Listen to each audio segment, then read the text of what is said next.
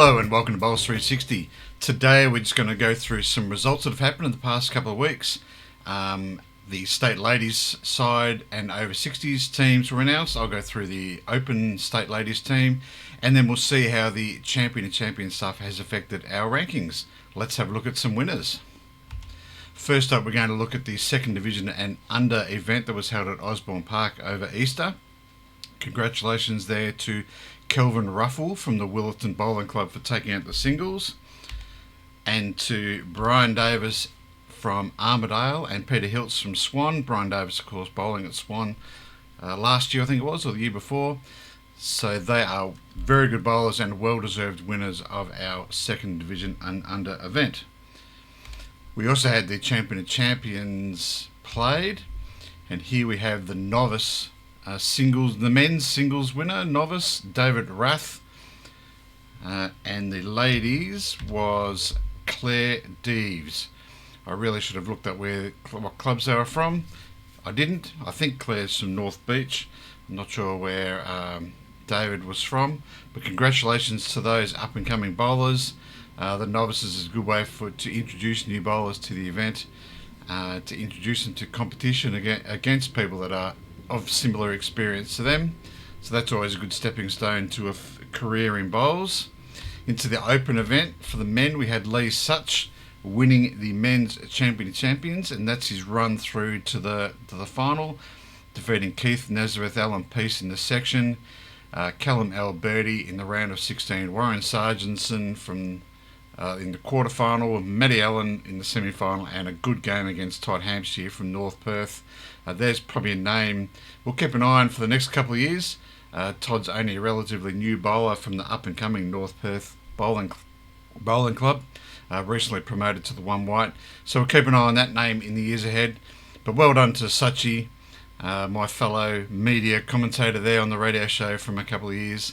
Well done, Sachi. Very well deserved. You'll be representing Western Australia in the champion and champion Australian titles.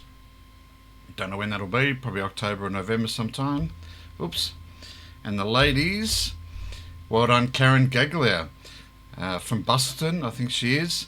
There's her run-in. She had a hot start against Christina Krissig, well now Van Nierop, 13-21 loss, but then she defeated my sister Saffron 21-6 to win the section. Saffron, of course, defeating Christina. With that big win, Karen got through on shots. In the alignment round, she defeated Maureen Heberley 21-8, Tay Fenwick in the round of 16, Kathy Gobbard in the quarterfinals, Christine Mile, a good win there, 25-4 in the semi, and a very good win as well in the final there against Bridget Michelle. Congratulations, Karen. Again, you'll be representing WA in the Ladies Champions event later in the year. What else have I got here? The state side was announced, the ladies. We'll quickly go through that. Chris Ace Watson, there's 16 people here. Chris Ace Watson, Tamara Arnold, Lisa Brannan, Lara Butler, Lisa Featherby, Claire Ferguson, Denise Kelly, Christina Van Nierop, Bridget Michelle, Jenny Parker, Shari Solly, Lisa Smith, Helen Stevens, Caitlin Tyrrell, Sally Wilk, and Jacinta Zadow. Well done to those 16 ladies. Of those 16, 12 will be selected to represent the state in the side series. Karen Gagler, I'm not going through the over 60s, but in case you're wondering why Karen's not there, she's in the over 60s state ladies squad at the moment. And finally, let's have a look at the rankings to see how the champion and champions are washed up through them, to see how it goes. Firstly, we'll look at the men's. Not much change there. Of course, people go up and down even though they didn't play or get any significant results. That's because, of course, the event from 3 years ago has dropped off the end, and the event from last year reduces its value from 100% to 75%. So that's why there's changes, even though there's not a lot of activity in the champion and champion men's. The column E there, no, that's E, is the new ranking. So Warren Holt and this column G there is that change in ranking. So the top 8 didn't change after the results of the champion and champions. Warren Holt is still a number 1 ranked player, and looking at his ranking score there, he'll probably be our number one ranked player for a little while yet. The changes though, Kyle McElroy got to the round of 16 in the champs. That's moved him up a spot at the expense of Gav Faulkner. Some other minor changes there. Jack East drops back 5. Lee Such, the winner, of course, jumps up 13 spots, now ranked 38 according to my Bowls 360 rankings. And let's look at the ladies. So the ladies, I've now included the state sides that were recently announced. So the people in yellow are the open ladies 16, and the ladies in purple are the over 60s people there. So again, these are just guidelines, wondering why people have or haven't made it. One is a surprise. I haven't really studied this, but just looking at it now, Deb Saunders didn't make the state side, which is a bit of a surprise. I'm guessing she maybe made herself unavailable. I'm not 100% sure.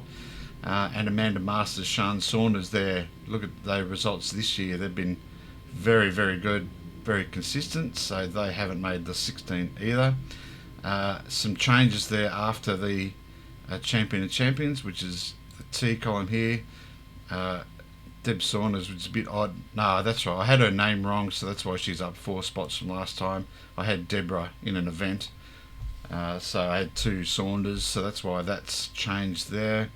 As we scroll down to Karen Gaglia, is Bridget Michelle jumping up 35 spots from her runner-up, and Karen is somewhere here. There you go, up 180 spots to 132. But she obviously from Busselton doesn't go in too many events.